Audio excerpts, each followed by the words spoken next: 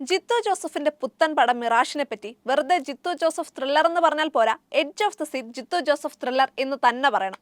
തീർച്ചയായും ആ വിശേഷണത്തിന് തീപിടിപ്പിക്കുന്ന കഥാസഞ്ചാരമാണ് രണ്ടാം പകുതിയിലും ക്ലൈമാക്സിനോടടുത്ത 15 മിനിറ്റുകളിലും. ഒരു സാധാരണ മാൻ മിസ്സിംഗ് കേസിനെ ചുറ്റിപ്പറ്റിയുള്ള ത്രില്ലിംഗ് അന്വേഷണമെന്ന് തുടക്കത്തിൽ തോന്നുമെങ്കിലും സംഭവബഹുലവും അനുനിമിഷം ട്വിസ്റ്റുകൾ കൊണ്ടും സസ്പെൻസുകൾ കൊണ്ടും സമ്പന്നവുമാണ് മിറാഷിന്റെ കഥാഗതി. കഥയിലെയും കഥ പറച്ചിലെയും പുതുമകളാണ് മിറാഷിനെ രസാവഹമായ എൻഗേജിംഗ് ത്രില്ലറാക്കുന്നത്. 2.5 മണിക്കൂറിൽ നിറയെ ട്വിസ്റ്റുകളും സസ്പെൻസുകളുമുള്ള ജിത്തു ജോസഫ് ത്രില്ലർ സ്വഭാവം തന്നെ മിറാഷിനും. ഒരു പ്രശ്നത്തിന് പിന്നിലെ സത്യം തേടിയുള്ള യാത്രയിലുടനീളം കീഴ്മേൽ മറയുന്ന സത്യത്തിന്റെ വിചിത്ര സ്വഭാവം പ്രേക്ഷകരെ അവസാന നിമിഷം വരെ വിസ്മയഭരിതരാക്കും എന്നതിൽ തർക്കമില്ല.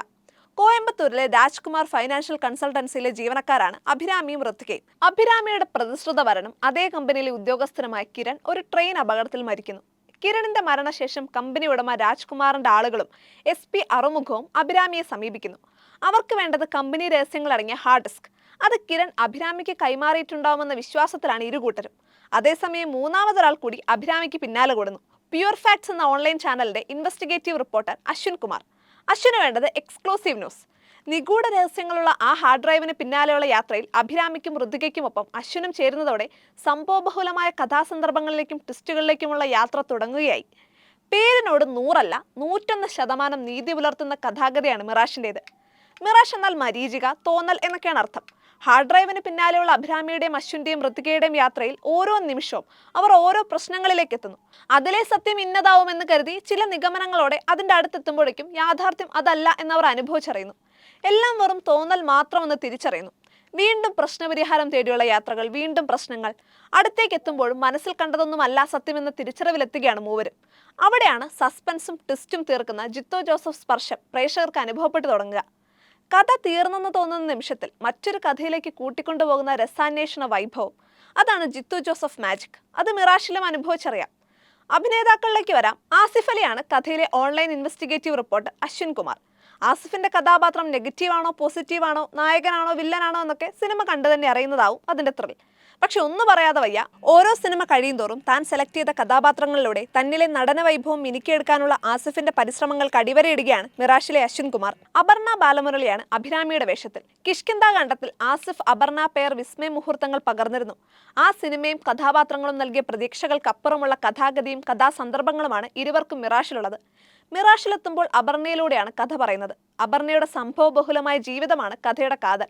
അപർണയുടെ കഥാപാത്രത്തിന് ഇപ്പോൾ വെളിപ്പെടുത്താനാവാത്ത ചില ട്വിസ്റ്റുകളും രഹസ്യങ്ങളുമുണ്ട്. അതും തിയേറ്ററുകളിലെത്തി നേരിട്ടറിയാം. അഭിരാമിയുടെ സഹപ്രവർത്തകയും സുഹൃത്തുമാണ് ഋത്വിക. ഹന്ന റജി കോശിയാണ് ഋത്വികയുടെ വേഷത്തിൽ. ഏറെ രഹസ്യങ്ങളിലൂടെയും നിഗൂഢതകളിലൂടെയും കടന്നുപോകുന്ന കഥാപാത്രത്തെ ഒട്ടും കൈവിട്ടു പോകാതെ ഹന്ന അവതരിപ്പിച്ചു എന്നത് എടുത്തു പറയേണ്ടത് തന്നെ. കിരൺ എന്ന നിർണായക വേഷത്തിലെത്തുന്ന ഹക്കിം ഷാജഹാൻ, പ്രകാശായി വേഷമിട്ട ദീപക് പറമ്പോൾ, അഭിരാമിയുടെയും ഋത്വികയുടെയും സഹപ്രവർത്തകൻ അനന്തുവായി വേഷമിട്ട big boss fame Arjun, SP അറുമുഖമായി വേഷമിട്ട തമിഴ് നടൻ സമ്പത്ത് രാജ് തുടങ്ങിയവരും കഥയിൽ നിറഞ്ഞു നിൽക്കുന്നു. നായകൻ, നായിക, സഹതാരം എന്നതിനൊക്കെ അപ്പുറം എല്ലാ കഥാപാത്രങ്ങൾക്കും ഇടമുള്ള സിനിമ കൂടിയാണ് mirage. Hindi writer Aparna R തരാക്കഡിന്റെ കഥയ്ക്ക് ശ്രീനിവാസ് സബ്രോളും ജിത്തു ജോസഫും ചേർന്നാണ് തിരക്കഥയൊരുക്കിയത്. അപർണയുടെ കഥാപാത്രം അഭിരാമിക്ക് കഥയിലുള്ള പ്രാധാന്യം പരിഗണിച്ചാൽ മിറാഷിന് പെൻഡ്രൈവ് ത്രില്ലർ എന്ന വിശേഷണവും നന്നായി ഇണങ്ങും. ആരെ വിശ്വസിക്കും എന്ന അവസ്ഥയിലെത്തിയ ഒരുപിടി കഥാപാത്രങ്ങൾ, മനസ്സിൽ കരുതിയതും മനസ്സിലാക്കിയതുമല്ല വാസ്തവമെന്ന് ബോധ്യപ്പെടുത്തുന്ന കഥാവഴികൾ, അതിനെ ബലപ്പെടുത്തുന്ന കുറെ കഥാസന്ദർഭങ്ങളും. ഇതൊക്കെയാണ് കോയമ്പത്തൂർ, തൃശൂർ, കോഴിക്കോട്, തൂത്തുക്കുടി എന്നിവയുടെ പശ്ചാത്തലത്തിലൊരുക്കിയ മിറാഷിന് പുതുമ പകരുന്നത്. സതീഷ് കുറുപ്പിന്റെ ക്യാമറയും വിനായകന്റെ എഡിറ്റിംഗും വിഷ്ണു ശ്യാമിന്റെ മ്യൂസിക്കും ലിജോ പ്രഭാകറിന്റെ കളറിങ്ങും സിനോയ് ജോസഫിന്റെ ശബ്ദ ഡിസൈനും മിറാഷ് എന്ന ജിത്തു ജോസഫ് ത്രില്ലറിനെ മികവുറ്റതാക്കുന്നു.